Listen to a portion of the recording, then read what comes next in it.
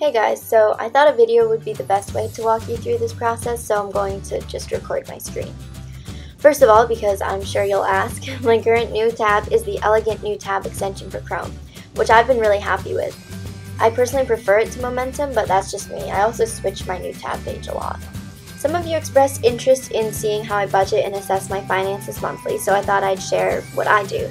I've budgeted for a few years now, but it was only this year that I got a process down pat, which I've found most effective, efficient, and enjoyable. Yay for unintentional alliteration. First, I want to make a few notes. 1. I chose super random numbers for this example, so I tried to make them relatively realistic, but if you look at them and you're like, what, I never make that much, or I totally have more than that, just know that A, all incomes and financial circumstances do vary, and B, I chose the numbers randomly. And because I chose them randomly, some of the math might be off, so just ignore that.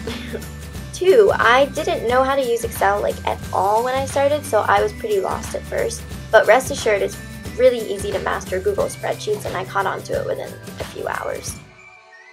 And 3, I rely very heavily on this app, which is the spending tracker app on my iPhone. It doesn't have the sleekest look, but don't let that deceive you. You can do a lot of things with it. Basically, you can create categories to track your expenses and income. There's some screenshots here that show you how that works. For example, when I get a paycheck, I'll add the income for the month under the category salary, and if I buy food, I input that amount as an expense and select food for the category, etc. It breaks everything down and you have your balance here. You can also see reports and fiddle around with different settings. I get all the numbers I use in my spreadsheet from this app, and it also has an amazing notification center widget, which is awesome because I'm lazy and I love when I can do things from the notification center. Also, I promise this is not sponsored. I'm just really obsessed with this app. I think it's great, and I'll put a link to download below. Also important to note is that, as with everything, this is just what's effective for me. What's effective for you might be completely different.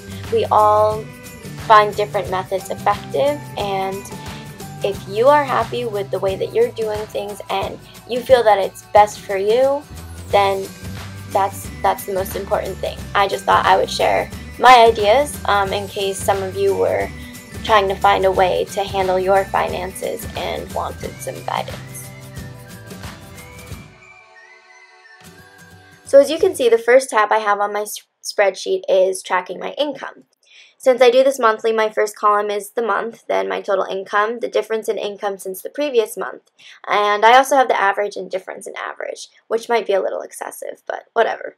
I won't give a spreadsheets tutorial, but I have it set so each column has a certain number format, which, I mean, you can change up there and customize and all that fancy stuff.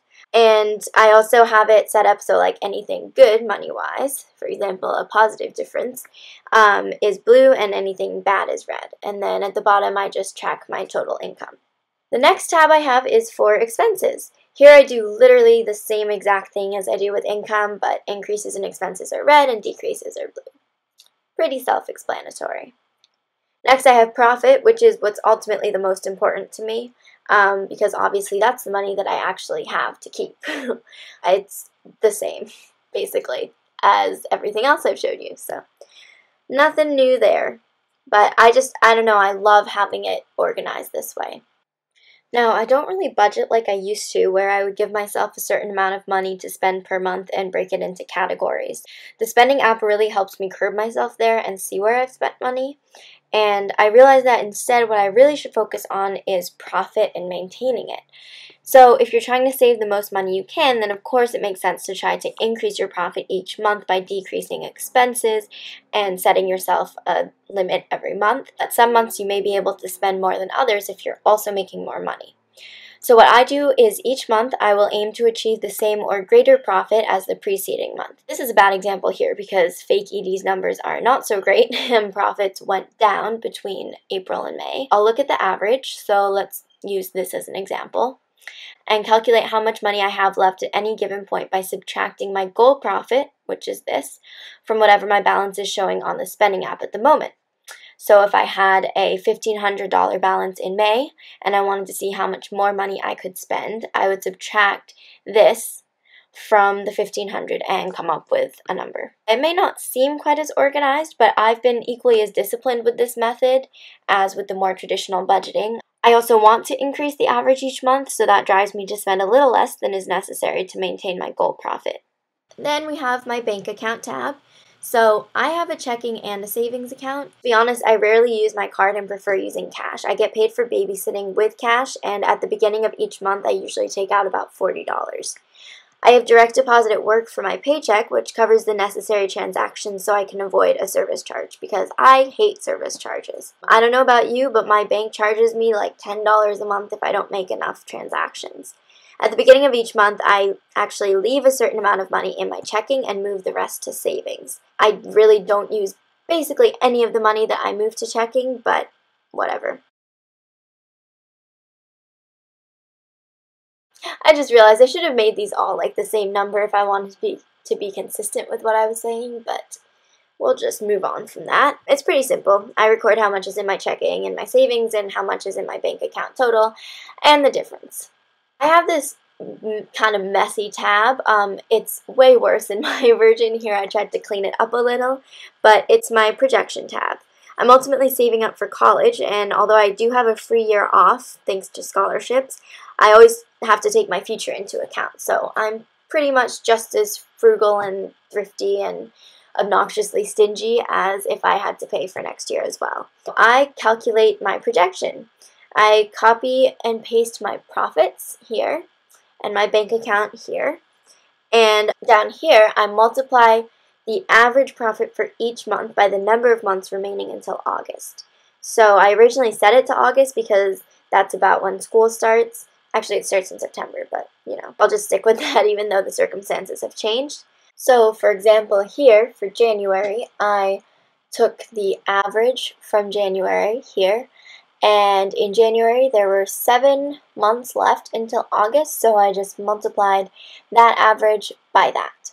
After I do that, I'll add that to the amount of money in my bank account for each month.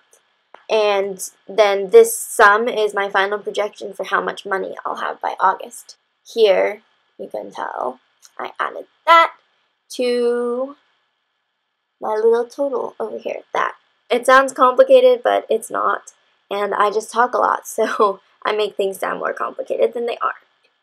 Here with the balances, what I do is I check my balance for each year of college based on my projection. So I subtract the total cost of 1 year from the projected total amount of money I'll have from August. So this is the current projection for fake Edie with these fake numbers. Here I subtracted the cost of year 1, and then from that I subtracted costs of year 2. In my version, also, I have a bunch of stuff specific to my school costs and projections based on how much I plan to work, how much I think I can make in however many days, weeks, whatever, but I deleted them here. And my last tab is a little messy. In its original form, I, again, cleaned it up. This table just totals indirect and direct costs and then total costs for each year. So we have my total year 1, total year 2, total altogether, then my indirect, sum, and then all of them. Fancy schmancy.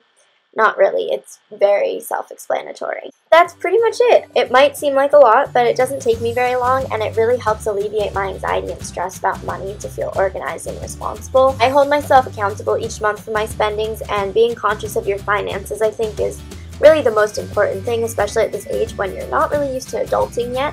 Also, I made this post a while ago, but I took screenshots of all the nice supportive things my followers have said to me and set it as a slideshow. And apparently this is stuck on this because normally it changes more quickly. I also made a Money Master post a while back, which I will link as well. If you have any questions about anything I mentioned, please feel free to leave a comment below or drop me a message on my blog, or you can email me. Thanks for watching, and I will talk to you guys later.